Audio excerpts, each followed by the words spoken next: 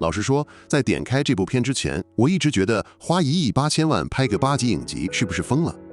但當我看到王柏傑穿着夏威夷大花襯衫，嘴裡嚼着口香糖，還跟我說他是三太子的時候，我心裡只有一個想法：這味兒對了，這不就是我們等了超久的台灣版《魔姦行者》嗎？大家先冷靜。如果你還沒看過這部 Netflix 最近剛上的《機身》，那你可能錯過了台劇特效的歷史新高點。老頭 Z 我看了幾十年片，很少見到有華語劇敢把宮廟文化搞得這麼朋克，這麼有國際範兒。現在這部片兒在全世界 Netflix 同步上線 ，IMDB 分數聽說也挺能打。今天我們就來拆解一下這台版《驅魔神探》到底值不值得你周末宅在家一次看完。故事改編自作家星子的超級大作《機身》。在這個世界觀裡，陰陽兩界不只是隔條河，而是像疊圖層一樣交疊在一起。主角韓杰由柯震東飾演，他不是那種滿口仁義道德的聖人，而是一個背負着慘痛過去，必須幫神明賣命，處理那些滯留人間的非法移民，也就是孤魂野鬼來贖罪的倒霉蛋。聽起來是不是很有康斯坦丁那種為了上天堂被迫打工的味道？不過這部劇最聰明的地方在於，他把台灣那種土生土長帶點煙硝味的宮廟文化跟科幻特效完美融合。你以前看到機身可能是拿狼牙棒敲背，但在這部劇裡，韓杰用的是三太子的各種酷炫法器。每一次降魔除妖背後都有超過3200個特效鏡頭在燒錢。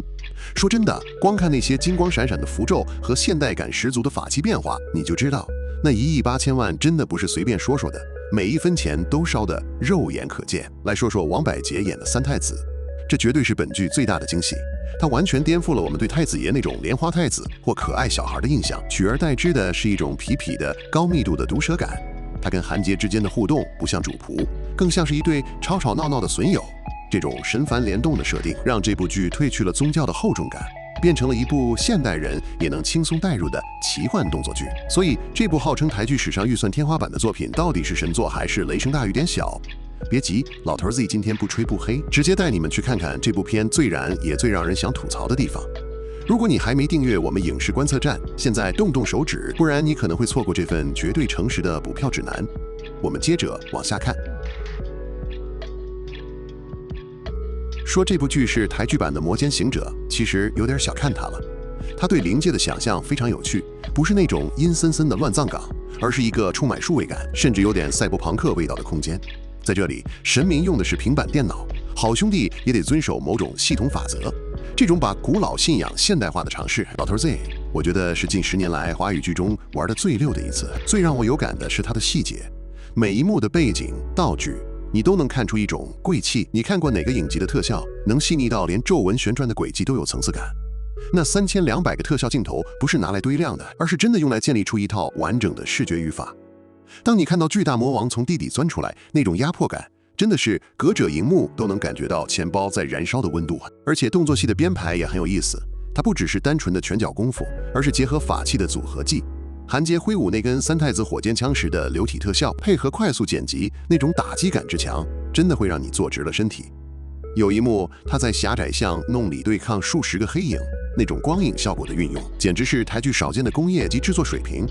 我敢說，單看這視覺效果，這部片已經贏在起跑線上了。除了特效，世界觀的厚度也很夠。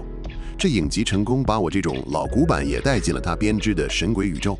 在這裡，贖罪不只是一個口號，而是一場永無止境的打怪生存遊戲。每解決一個靈異案件，你都能感覺到韓杰內心那種疲憊與痛苦。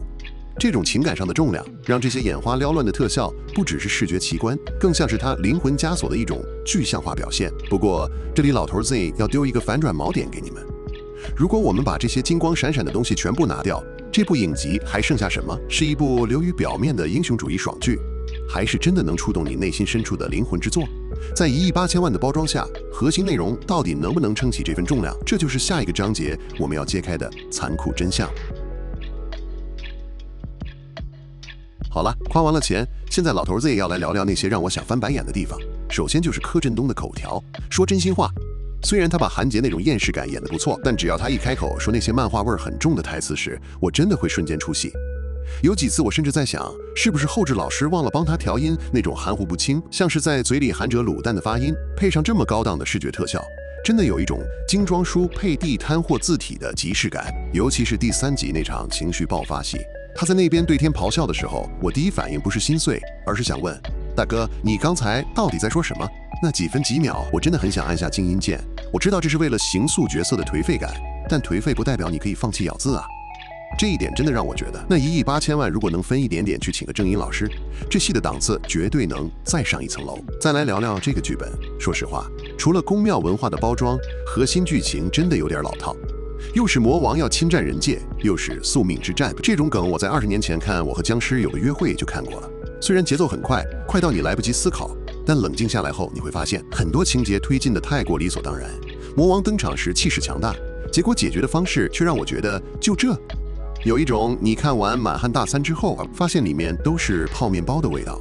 還有那個魔王的特效，老頭自己一定要吐槽一下，前面打小鬼都像在燒美金，結果最後那個大 boss 的建模，細緻度怎麼感覺突然掉了2檔？那種塑膠感強烈的質感，配上背景的高清實景，真的讓我想問導演，是不是最後一集的預算沒估準，錢花光了，只能用學生作業頂一下？這種蛇尾的感覺，對於追完8集的觀眾來說，真的是一種無言的傷害。最後是每集的長度，8集雖然剛好適合爽追，但部分集數扣掉片頭片尾不到40分鐘。你要在這麼短的時間內交代完角色成長、世界觀擴展，還有反派計謀，結果就是每個角色都顯得有點平面。除了原本就很出彩的三太子，其他配角的動機往往是一筆帶過。這也是為什麼我說它是一部配飯劇，因為它讓你吃得很爽，但吃完後可能不會想去米其林摘星。想象一下，如果你是韓杰，背負着害死家人的罪惡感，每天醒來都要面對那些想把你撕成碎片的惡鬼，而你唯一能依靠的，竟然是一個整天只會吐槽、穿着花襯衫的神明。這種孤獨與無奈，其實才是這部劇在特效之外最想傳達的內核。如果你能讀懂這份沉重，那《機身》對你來說就不只是一部動作片，而是一場關於自我救贖的漫長旅程。所以，這部片到底值不值得追？老頭 Z， 我的建議很簡單。如果你是為了追求極致的劇本深度，或者想看一場演技大賞，那你可能會失望。但如果你想看台灣劇組如何用本土元素玩出好萊塢等級的視覺火花，或者你純粹想下班後找個爽劇放空，那《機身》絕對是你的首選。它雖然不完美，但它展現出的野心是近年來台劇最缺少的東西。老實說，我挺欣慰能看到這種等級的作品出現在 Netflix。它向世界證明了台灣的宮廟信仰這塊招牌。只要包裝的對，也能變成像驅魔使者或驅魔麵館那樣具有高度競爭力的跨國 IP。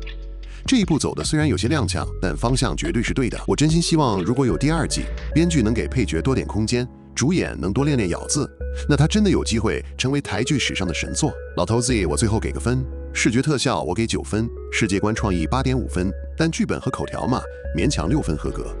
總分算下來，它依然是今年你不能錯過的重磅華語原創。這不是那種看完會讓你思考人生的藝術片，但絕對是那種看完會讓你覺得台劇真的進步了的震撼教育。最後，我想問問看完這支影片或已經追完劇的你，你覺得柯震東這次的表演是被口條拖累了，還是他的厭世演技剛好救了這部片？王柏傑的三太子有沒有帥到你想去拜拜？在下方留言讓我知道你的立場。別忘了訂閱老頭 Z 的影視觀測站，我們下支影片見，拜。